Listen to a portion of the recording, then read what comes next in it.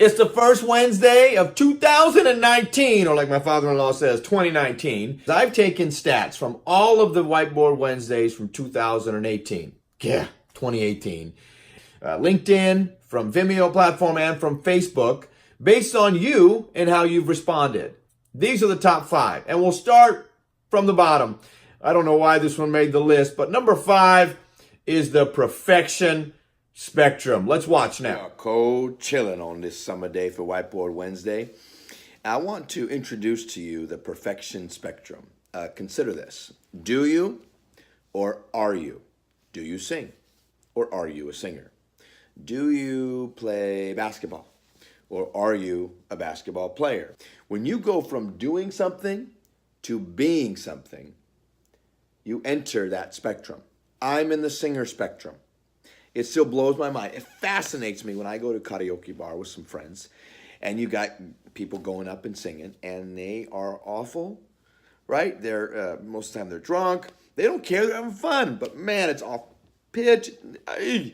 I go up there, throw down Jack and Diane, hit every single note. People are like, I don't get nearly the applause that someone that doesn't know how to sing and having fun. And it's interesting that when you go from doing to being, right? The response you get from those around you. There are 2 types of individuals in the spectrum that you're in. They're joy suckers and enablers. Joy suckers come in 2 flavors. One, they're this far along in the same spectrum and they see you and they're afraid, they're insecure. They don't want you to come in the spectrum after them and then pass them, right? So they discourage. The other type of joy sucker is ones that is further along the spectrum and they don't think you belong. And they want you out of the spectrum. They want you back at the karaoke bar, having fun, just doing something. Don't be something, right? The other individual or type in the perfection spectrum are the enablers. They're still further along. They're reaching out their hand. They're saying, you need to move forward. I'm going to help you. Wherever you're at in the spectrum, you are perfect. You've gone from doing something to being something. But I want to point something out. Both joy suckers and enablers, they're in your spectrum. They're saying the exact same thing. They're saying that when you're here, it's not good enough. The joy suckers are telling you, stop, get out. What the enablers are doing is saying, you're not good enough, come further. Just the fact that you've gone from doing to being, you're perfect. Wherever you're at in the spectrum, you are perfect. The only time you're not perfect in the spectrum is when you sit back and say, I'm perfect.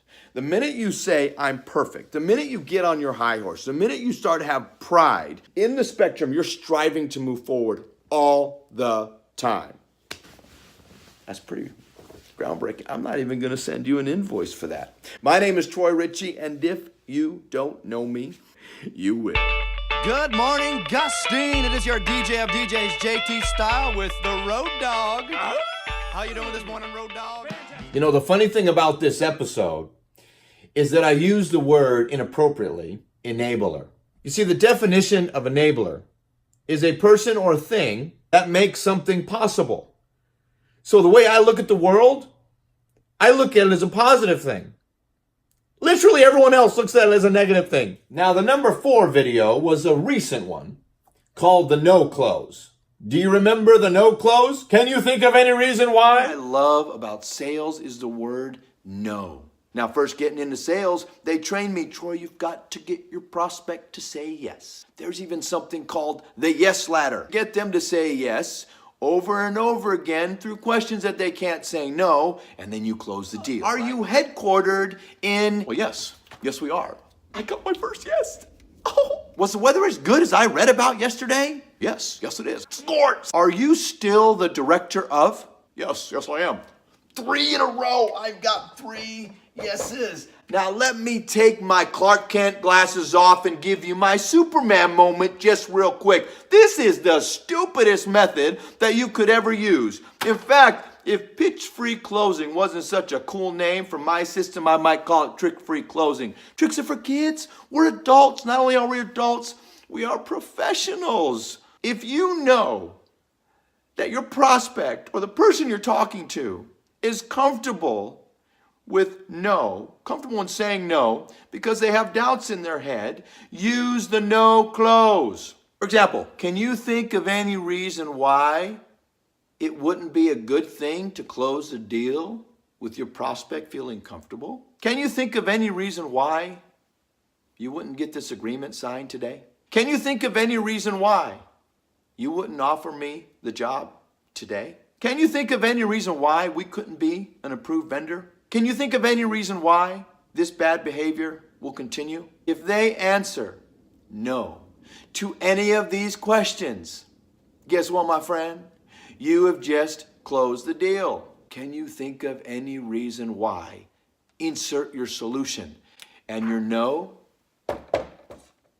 My name is Troy Ritchie, and if you don't know me, you will. Now, that was a fun one. Recording, that was an awesome one. I learned that no close from Ron Holm, and it's a great reminder of understanding who your audience is and meeting them where they're at and kind of guiding them through. Remember, we're Obi-Wan, and they are Luke Skywalker. The third most popular 2018 Whiteboard Wednesday was authenticity is not a part of sales. Remember that one? Authenticity is not a part of sales. A few years ago, I worked at a consulting firm, and we were working with a client. Let's call that client Brand X. They did medical devices. We just wrapped up phase one, and we were in the midst of our review of phase one because we wanted to get them to phase two. Now, phase two had some investment, right? And that's what we're trying to do. We're trying to close the deal. And after we did the review, I told them this story. In 2013, October of 2013, my dad died. He had no oxygen to the brain for 45 minutes. In those 45 minutes, we were praying, paramedics giving him CPR, they were doing the 12 paddles, and after 45 minutes, the paramedics finally said, we have to stop. At that moment, they got something. They got a pulse. For 11 days, my dad laid in a bed and was in a medically induced coma. As he laid there, I was here for 11 days. I noticed as I'm working there is my dad is plugged into all these machines that are helping him stay alive. I don't know much about the technology that goes into this, but what I do know is that Brand X owned every one of those machines. So in the review, as we closed, I told them, you know, guys, this is more than a sale for me. For 11 days, I sat with my dad, who was in the hospital after a cardiac arrest and was dead for 45 minutes. For 11 days, I saw him hooked up to machines, and your brand was on every single one of them. This isn't about a sale for me. This is about me helping you understand your data so you can make better machines to keep people alive. As we walked out, founder, he leans over and he goes, wow, that was a ballsy move. What do you mean move? It was real. Authenticity is not a part of sales. Authenticity is sales. There are no moves. We're not playing chess. Be authentic 100% of the time. My name is Troy Ritchie, and if you don't know me, you will. Can't laugh, it hurts. Okay, what do you want to say? My sons are making me laugh. Do your Godfather. Do your Godfather. But this is going to be good for you later. Now, that's a true story. My dad did die, and he was, we prayed him back, and he was in the hospital for 11 days, and he was hooked up to Company X, and they helped save his life. It was the greatest example that I have using story selling. The second most popular, very close to being the #1 most popular Whiteboard Wednesday of 2018. I was hot in Florida. Whoo-wee! Remember that one? We are on the road, baby. Tampa, Florida. Coming from Las Vegas, I will never make fun of the term, it's a dry heat. I get it. I get it now. So why do I do these Whiteboard Wednesdays? Well, I'm writing a book called Pitch Free Closing. I've been in sales for 30 years, and I don't believe in a sales pitch. I want to tell that in a book fashion. But my point when I write this book is not to be a famous author. It's not to be a keynote that's sought after. I want to do film, baby. Major motion pictures. So why do I do this? Because I'm tired of those in my profession that don't know what the heck they're doing. I do this to help those in this profession. I'm trying to hopefully communicate to you a better way to engage your audience. Anyway, so like my whiteboard, I got a portable whiteboard. It's called an iPad. This is the whiteboard session for today, the middle six, engaging the middle six, hashtag pitch free closing. Of your 10 buyers that you're working or talking with, 2 of them are going to buy regardless of your sales ability.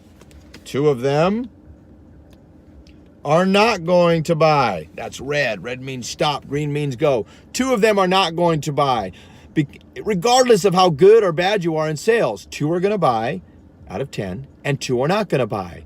The middle 6 will only buy based on your ability to sell. How you're going to sell if you're not pitching is by story selling, using 4 components. 1, discovery-based selling, asking a lot of questions out of curiosity, not out of your own desires. 2, flank selling. What is flank selling? Flank selling is when you're telling a story, and in the middle of the story, the client's thinking, where in the world is he going with this? And then you close it so beautifully at the end, and they're like, oh, light bulb, mind blown.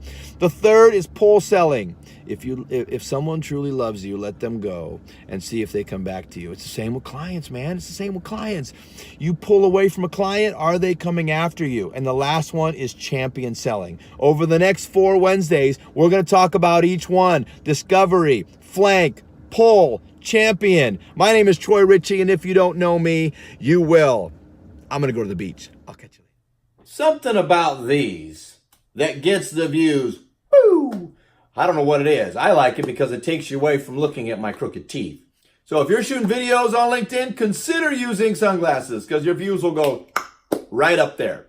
Now, the #1 video, I don't know why, but you guys are the ones that are viewing this, was on engaging a live audience. Tell you a story about engaging an audience in a live setting. So a couple of months ago, I was at a trade show. We had a booth, and the conference allowed every vendor, every booth, to present to the audience. And your audience was all sitting out here, about 400 of them, right? And they had been there at noon. They had lunch at 12:45. The